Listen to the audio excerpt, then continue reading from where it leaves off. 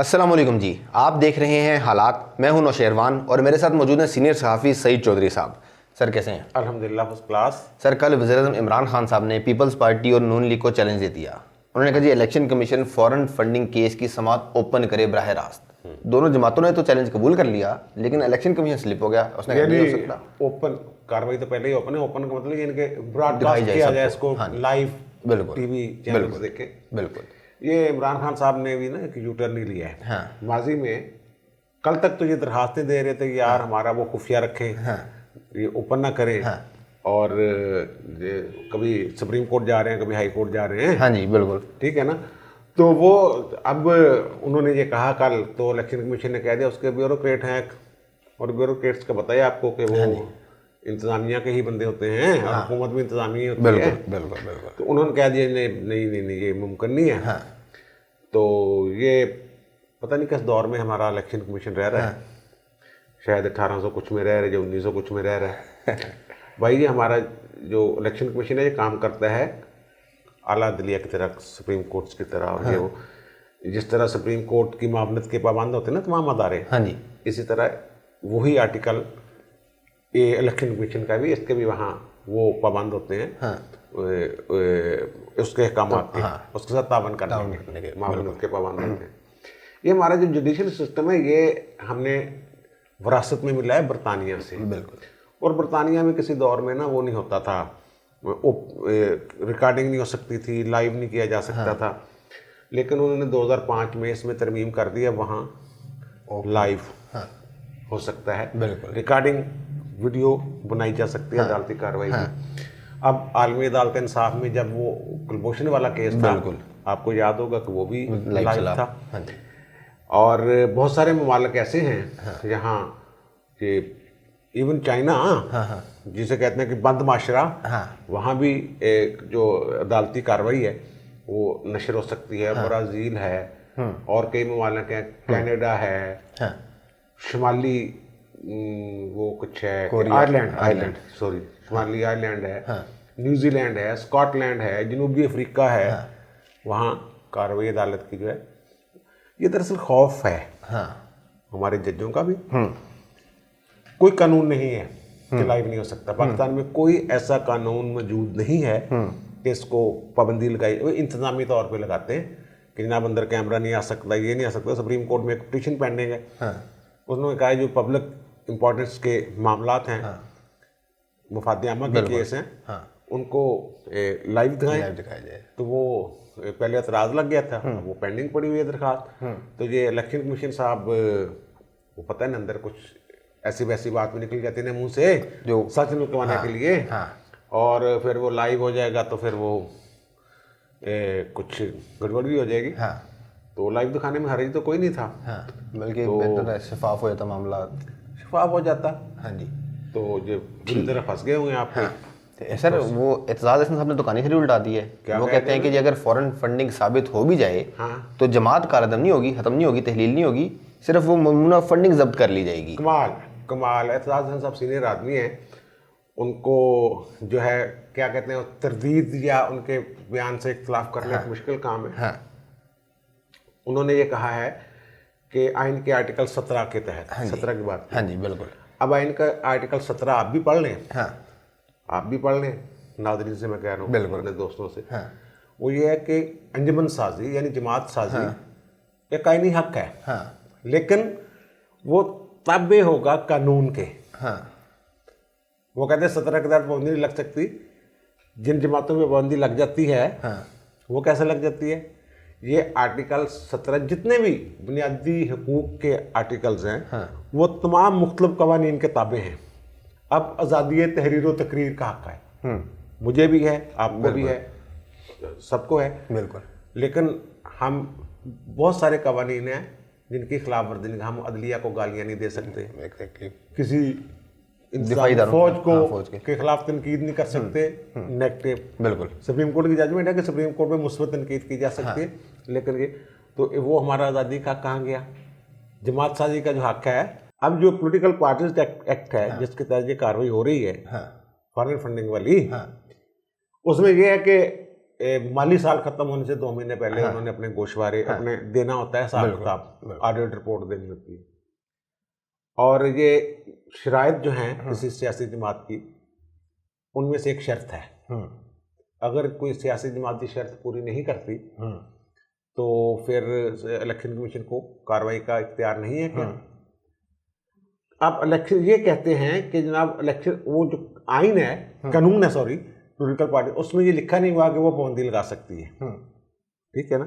तो ये भी कहाँ लिखा हुआ है? एतजाज साहब ने कहा है कि वो फंड जब्त कर सकती है, ये कहाँ कानून में कहाँ लिखा हुआ है कि वो फंड जब्त हो जाएंगे? ये भी नहीं लिखा हुआ कानून में। अब जो अगर फॉरेन फंडिंग शामिल साबित हो जाती है और दुश्मन ममालिक से वो फंड पार्टी को आते हैं, इसकी कानून में ममानत है, इसका जवाब देना जो कानूनदान माहिरीन से पूछ लें और उससे जमात पर पाबंदी लग सकती है, क्योंकि वो समझा जाता है कि मुल्क दुश्मन सरगर्मियों में मुलव्वस है। और उसके तहत एक रेफरेंस हुकूमत भेजती है सुप्रीम कोर्ट को किसी जमात पे इल्ज़ामात लगा के कि ये इसकी गड़बड़ है, उसको तहलील करने के लिए, जमात पर पाबंदी लगाने के लिए सुप्रीम कोर्ट को एक रेफरेंस भेजती है 15 दिन के अंदर शायद। तो फिर सुप्रीम कोर्ट उसका फैसला करती है कि ये पाबंदी ठीक लगी है। अब इलेक्शन कमीशन को कम से कम ये इख्तियार तो है ना कि वो मामला हुकूमत को भेज दे कि जनाब ये इसका रेफरेंस बना के सुप्रीम कोर्ट को भेजें। बिल्कुल। और दूसरा जो सर्टिफिकेट होता है किसी जमात का, उस पे साइन भी होते हैं। जिन लोगों ने साइन किए हुए पार्टी हेड ने, तो उसका सादक और अमीन वाला मामला किधर गया? गलत बयानी साबित हो जाएगी। तो क्या 62(1)(f) उस पर नहीं लगेगा? लगना चाहिए। वो जो लगा था उन पे नवाज शरीफ पे। और जब पार्टी हेड जो है वो नहल हो जाए तो वो पार्टी का आइन के तहत और कानून के तहत वो पार्टी जो रुकने असेंबली के तौर पर नहल हो जाए, इलेक्शन नहीं लड़ सकता। बिल्कुल। वो किसी पार्टी का हेड भी नहीं हो सकता। होते नवाज शरीफ को सुप्रीम कोर्ट ने हटाया था कि भाई आप नून लीग से फारग, बल्कि आपको याद हो कि सेनेटर थे, इलेक्शन हो रहा था, तो जब नवाज शरीफ हटे हैं तो नवाज शरीफ बतौर प्रेसिडेंट उन्होंने उनको टिकट जारी किए थे। उन्होंने कहा नहीं कोई टिकट नहीं हो, शहाद हुसैन वगैरह ये वो सारे लोग शामिल थे। बिल्कुल। अब वो बगैर किसी जमात के आज़ाद, उनको बगैर टिकट के कोई पार्टी का उनके साथ नहीं लगा हुआ। अगर आप उसकी वेबसाइट चेक करें सेनेट की, तो जो सेनेटर्स के नाम है आज़ाद ये नून लीग के। ऐसा ही है। तो फिर सादक और अमीन वाली बात भी आ जाती है। ये बहुत बुरी तरह फंसे हुए हैं, ठीक है ना? एतजाज हुसैन साहब अगर इनको रिलीफ दिलवाना चाहते हैं तो मे भी ऐसे भी होता है, बड़े बड़े वकील कोई, अब पहली बात होती है बड़े बड़े वकील जो है ना मशवरा देते ही नहीं जल्दी। जब वो मशवरा देते ना थोड़ा सा टोटों में थोड़े थोड़े, तो उसका मतलब होता है कि भाई हम भी बड़े हैं राहों में, हमसे जरा राब्ता शाब्ता करें, हम आपको निकालते हैं यहाँ से। बिल्कुल, ठीक है ना? तो ये सारा चक्कर होता है। तो वो कोई ऐसा मसला नहीं, वो उसी तरह वो काबू आएंगे जैसे आए थे। जमात के नाहली के कानून में नहीं लिखा होगा वो उसको कर सकती है, लेकिन जो जमातें शराइत पे पूरा नहीं उतरती उनको बैन वो रोक सकती है ना, उनकी रजिस्ट्रेशन मनसूख कर सकती है ना। बिल्कुल बिल्कुल बिल्कुल, ठीक है ना? पाबंदी लगाना हुकूमत का काम है। अगर वो समझती है कि मुल्क की सरगर्मी मतलब या फॉरेन फंडिंग आई है या कानून की खिलाफवर्जी हुई है, तो फिर वो सुप्रीम कोर्ट में रेफरेंस जाएगा और सुप्रीम कोर्ट वो रेफरेंस तो भेज सकती है ना। और इनकी इस बुनियाद पे अगर कोई अदालत, यानी ये इलेक्शन कमीशन में एक अदालत ही एक तरह से है ना, जब डिक्लेरेशन दे देती है ना कि इस बंदे ने झूठ बोला है, वो नाहल हो जाता है आइन के तहत। हो गया आइन के आर्टिकल 62 के तहत वो फारग। ठीक है। और अगर इमरान फारग तो उनकी वो सारी चीजें वो गई, पार्टी की सदारत कम से कम उनकी गई। बिल्कुल, ये सारा इशू है। ठीक है। अब बड़े लोग हैं एतजाज हुसैन साहब, चलो इमरान खान साहब कर लें राब्ता यार एतजाज साहब से, शायद को अच्छा मशवरा दे दें। ठीक है, ठीक है ना? आपके पास तो जैसी टीम है मुझे पता ही है। और वैसे भी आजकल एतजाज साहब की नाराजगी चल रही है अपनी पार्टी से भी, थोड़ी दूरियां हैं तो अवेलेबल हैं वो, हाँ ठीक है सर। नहीं नहीं, उसका मतलब ये नहीं यार कि वो पार्टी ज्वाइन कर ले, मतलब नहीं पार्टी ज्वाइन नहीं करनी, वो कानूनी मुशावरत के लिए वकील, क्योंकि वो नईम बुखारी साहब तो 2-3 महाजों में नाकाम लौटे हैं ना आजकल, वो रेस्ट वगैरह कर रहे हैं, तो नई कानूनी टीम। चलें बहरहाल, तो सर कल मोहम्मद अली दुरानी साहब ने भी मुलाकात की है इरफान सिद्दीकी साहब से, और बड़ी लंबी चौड़ी मुशावरत हुई है, कोई पैगाम शेगाम लेने देने का काम भी हुआ है यार। वो जो बात है ना, कल हमने बात की थी, दुरानी साहब शहबाज शरीफ से तो मिले थे ना जी, और उसके बाद अब्बासी साहब भी वहाँ गए थे। हाँ जी, राब्ते शाब्ते जो भी हो रहा था। हाँ, अब दुरानी साहब शायद समझ रहे हैं कि सिद्दीकी साहब इनसे कोई इमरान खान वो नवाज शरीफ को मुनामनू लेंगे या कोई होंगे। वो कल हमने बात की थी कि दोनों तरफ से थोड़ा सा ना स्टैंड, इन्होंने क्योंकि बड़ा सख्त मौक़िफ़ लिया नवाज शरीफ ने, तो अब जो ताकतवर हल्के हैं वो भी थोड़ा सा सख्त हो गए हैं। तो वो राब्ते शाब्ते वो उस तरह नहीं हो रहे जैसे वो हो रहे थे। दुरानी साहब को पुराना टास्क मिला हुआ है, उस टास्क के तहत वो मिले हैं, ठीक है ना। तो लेकिन अभी वो आगे क्या नतीजा निकलता है तो ये थोड़ा सा ना अब मुश्किल हो गया है। कोई अब बड़ी ताकत हरकत में आएगी ना कोई, तो जैसे आपके बिलाल अकबर साहब गए हैं वहाँ बिल्कुल सऊदी अरब में, बिल्कुल, और फौज के ज़ाहिर है वो सीनियर हैं। हाँ सर, उन पर तो बात करनी मैंने अलग से, लेकिन गुस्ताही माफ़।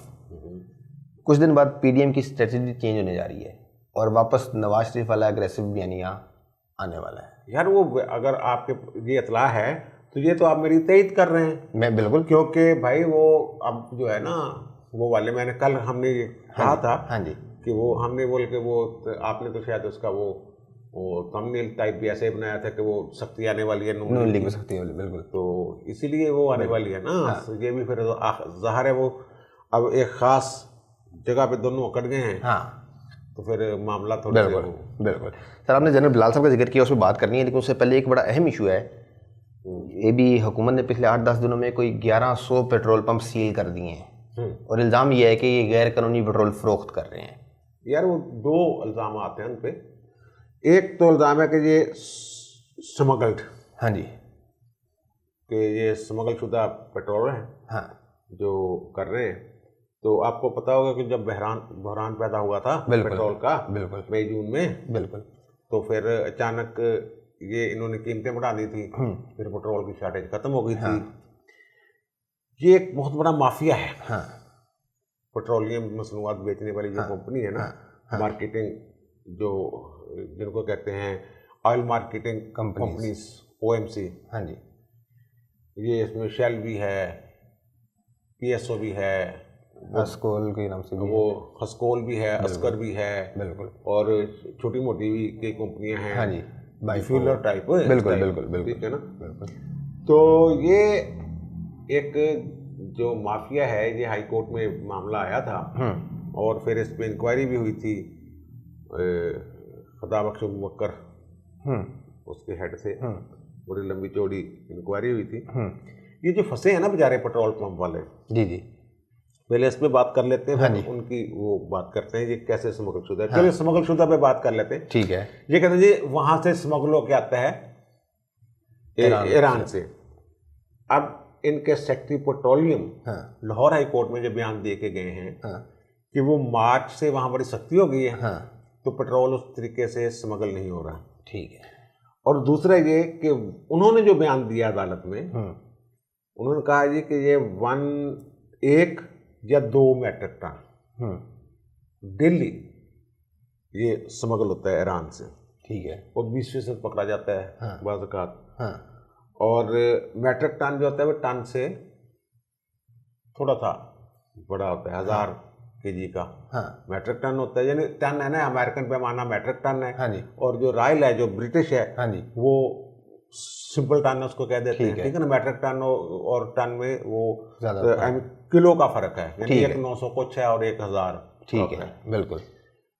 लेकिन ये जो इन्होंने जो किया है ओगरा ने, हाँ जी, वो ये कहते हैं, उनका ख्याल दिया कि 3400 लीटर रोजाना ना एक पेट्रोल पंप जो है, वो फरोख्त करता है, ठीक है, और कहते हैं कि जैसे 20 दिन का कौमी ज़ख़ीरा होना चाहिए।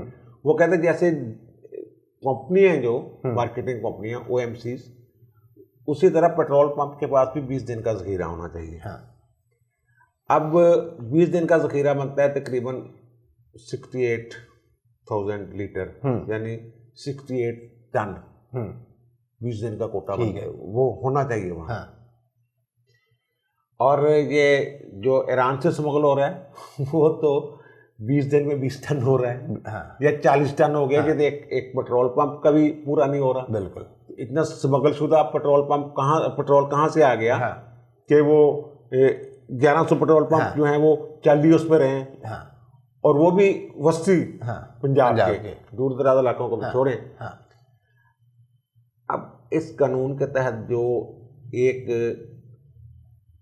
OMC है, ऑयल मार्केटिंग कंपनी, उसका अगर 10,000 टन का डिपो है, ठीक है ना, जहाँ वो पेट्रोल स्टोर करते हैं, उस डिपो से अगर उन्होंने पेट्रोल पंप तक, यूनिट्स तक पेट्रोल पहुँचाना है तो 147 से ज़्यादा पेट्रोल पंप नहीं होने चाहिए।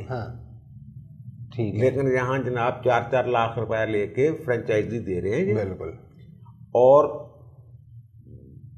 2000 के करीब पेट्रोल पंप उस एक डिपो के। हाँ। तो ये जो अबू बकर खुदाबख्श की रिपोर्ट है, उसमें ये भी लिखा हुआ है कि जनाब पेट्रोल पंप हमने को 90 पेट्रोल पंप चेक किए, तो उन्होंने शोजे को 1 लाख लीटर पेट्रोल खरीदा है, लेकिन वो वहाँ पहुँचा 40,000 ही था। 60,000 तो कागजों में था। इस तरह की गड़बड़ होगी। दूसरा, ये जो पंप सील कर रहे हैं ना, ये कस्टम वाले भी कर रहे हैं, आप स्मगल शुदा कह के कर रहे हैं ना। हाँ जी। पेट्रोल पंप डीलरों का इस्तेसाल हो रहा है। हाँ। ये जो अभी मैंने अर्ज किया ना, हाँ जी, कि इतने पेट्रोल पंप होने चाहिए और इतने नहीं होने चाहिए। होता ये है कि आपने पेट्रोल पंप लगाना है। हाँ। ये जिसने पेट्रोल पंप लगाना है उसके लिए एक इन्फॉर्मेशन है, उनके लिए आसानी हो जाएगी। आप MOU साइन करते हैं OMC के साथ कि जनाब मैं इस जगह पेट्रोल पंप लगाना चाहता हूँ, तो वो MOC, उस MOC की बुनियाद पर एक डिप्टी कमिश्नर को दरख्वास्त दी जाती है कि जनाब NOC जारी कर दिया जाए। NOC जारी करने के लिए वो 14-15 महकमे हैं, उनसे रिपोर्ट तलब करता है DC। उसमें माहौलियात वाले भी हैं, वापडा भी है, सुई गैस भी है, PTCL भी है, और वो जो पुलिस वाले हैं वो भी हैं। और ये भी देखना होता है कि वो महकमा माल से भी होता है कि रहायशी इलाका तो नहीं है, इस टाइप में, मतलब रुकावट तो नहीं पड़ेगा, कोई अमनियामा का मसला तो नहीं बनेगा। फिर वो NOC जारी करते हैं। वहाँ एक बाकायदा जो ये सारे तमाम महकमे हैं ना, इनके रिपोर्ट्स का जायजा लेने की कमेटी, जो स्टेक होल्डर्स हैं, फिर वो NOC जारी होता है। बिल्कुल। जब NOC जारी हो जाता है, फिर जो OMC है वो मुतालबा करती है कि NOC आ गया, तो भाई साहब ये ज़मीन है ना, ये कंपनी के नाम लीज करें। यानी कंपनी वो ज़मीन, अगर आप उसके मालिक भी हैं ना, फिर वो ज़मीन नाम हो जाती है कंपनी के। यानी कि वो लीज 10 साल की है, 20 है, जितने साल की भी वो लीज है। तो फिर वो जो डीलर है वो बेचारा तो उसका मालिक ही नहीं रह जाता। असल मालिक तो हो जाती है कंपनी। डीलर सिर्फ अपना कमीशन लेता है, कंपनी बेचती है, डीलर अपना कमीशन लेता है। अब हुआ ये है इन पेट्रोल पंप्स के साथ, जो 1100 पेट्रोल पंप्स हैं, NOC के बाद जो लीज हो जाती है, तो इस दौरान जो कंपनी है ना, वो कह देती है OMC जो है कि कंस्ट्रक्शन करें और अपना एक नक्शा दे देती है किसके मुताबिक हो। आपने देखा होगा कि ABC इस तरह के ना उनकी कैटेगरीज हैं, जिसमें ज़्यादा यूनिट है, उन पर छत भी होती है, किसी पे छत नहीं होती। किसी के साथ वो पाबंदी लगाते हैं कि जनाब एक मार्ट भी होनी चाहिए। बिल्कुल। फिर वो डग स्टेशन होना ज़रूरी है, सर्विस स्टेशन होना ज़रूरी है, वो उनका जो लुब्रिकेंट्स हैं वो भी बिकने चाहिए। उसके बाद ये मामला जाता है महकमा एक्सप्लोसिव में, जो ये धमाका के मवाद। बिल्कुल। उन्होंने के फार्म जारी करना होता है। के फार्म होता है कि वो ये इजाज़त एक तरह से देते हैं कि यहाँ पे जो पेट्रोल एक तम्बाकू के है ना, आतिशी है ना, कि ये यहाँ स्टोर किया जा सकता है और फरोख्त किया जा सकता है, वो उसको के फार्म कहते हैं। ठीक है। उसका डीलर के साथ कोई ताल्लुक नहीं होता। वो कंपनी और महकमे का ताल्लुक होता है। बिल्कुल। महकमे को अप्लाई करते हैं ये जो कंपनी है, ऑयल मार्केटिंग कंपनी है। लेकिन उससे पहले ये घपला ये करते हैं कि उसको कहते हैं पेट्रोल चालू कर। अच्छा। वो पेट्रोल बेचना, वो यानी कि वो जाते हैं, उनको वो वाउचर जो होता है वो नहीं बेचते, रसीदें नहीं देते, लेकिन बैंकों की ट्रांजैक्शन, ये जो लोग हैं पेट्रोल पंप वाले डीलर, इनको बुला लें आप किसी को, इनका रिकॉर्ड चेक कर लें, इनकी ट्रांजैक्शन जो है रकम, बैंक ट्रांजैक्शन, कंपनी का नाम आप देख लें, महाना कितनी है, वो पेट्रोल अगर सप्लाई नहीं कर रहे तो ये पैसे किस चीज के दे रहे हैं। बिल्कुल। ये जो सारी है ना करतूत, ये है माफिया जिसको हम कहते हैं, उनको तो हाथ नहीं डाल रहे हैं, डरते हैं।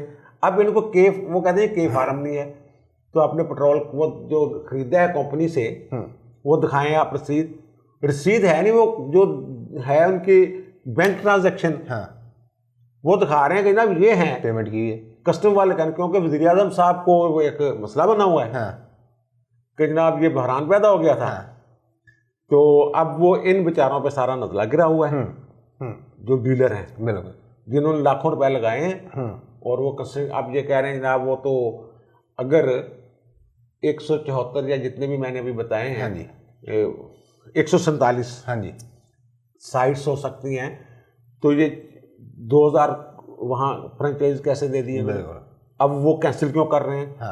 और ये माफिया को भी तो यार पकड़ो, कोई जिसने ये पहले डीलरों को पकड़ रहे हो, उनके पास जब है के फार्म जारी हुए हैं, लेकिन कंपनियां दबा के बैठी हुई हैं, बिल्कुल, वो नहीं दे रहे, क्योंकि वो अगर के फार्म दे देंगे तो खुद फंस जाएंगी।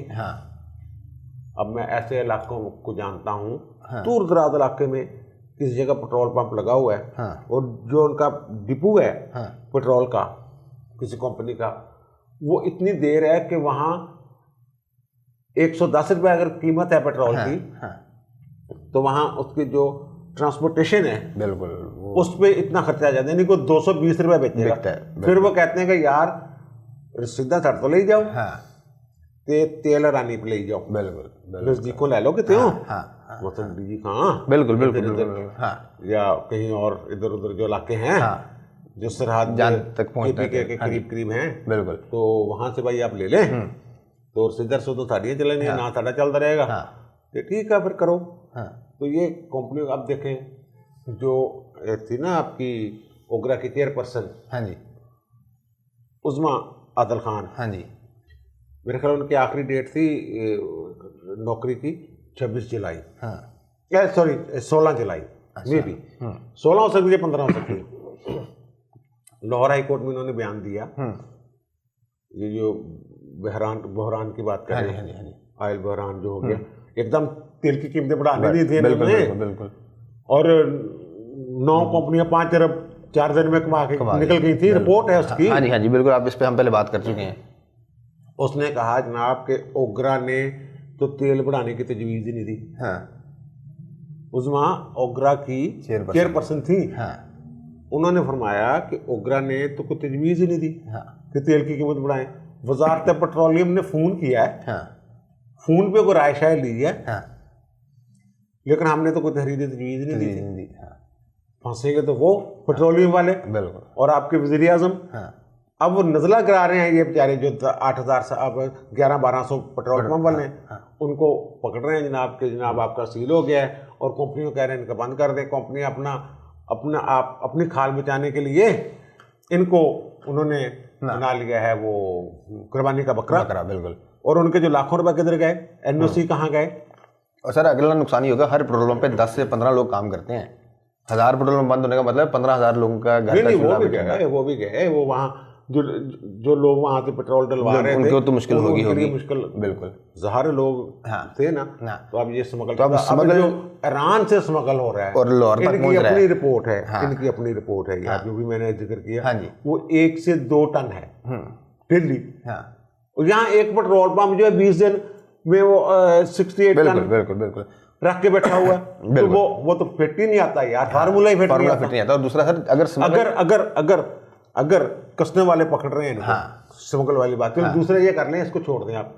CBR आ गया जनाब, बोर्ड ऑफ रेवेन्यू आ गया, बिल्कुल सेंट्रल, वो कह रहे हैं कि जनाब ये आपने टैक्स टुक्स नहीं दिए, टैक्स भाई काट दिए कंपनी को पकड़े, बिल्कुल वहां इनके पर जलते हैं, वहां डर के ये कीमत बढ़ा देते हैं, और 9 कंपनियां 5 अरब रुपए 4 दिन में कमा के निकल देती हैं। बिल्कुल सर, टाइम काफ़ी हो गया, बस आखिरी बात ये करनी थी मैंने कि जो अगर ईरान से स्मगल होता है, स्मगल होकर लाहौर तक पहुंचता है, रास्ते में कितने नाके, कितने चेक पोस्ट हैं। और यार वहां से चेक करें ना, ईरान से जो आता है वो किन गाड़ियों में, वो खाकी सी गाड़ियों में वो सारा तेल भरा जाता है। बात और सारी भी ले जाएंगे, क्योंकि आगे जनरल बिलाल साहब की बात करनी थी, लेकिन टाइम कम है, अगली वीडियो में उनका जिक्र करेंगे।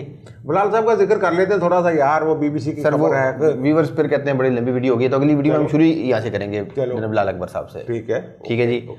आज तक के लिए इतना ही। आपने सुन ली तमाम मामला पे चौधरी साहब की राय। आपसे मुलाकात होगी अगली वीडियो में, तब तक के लिए अल्लाह हाफिज़।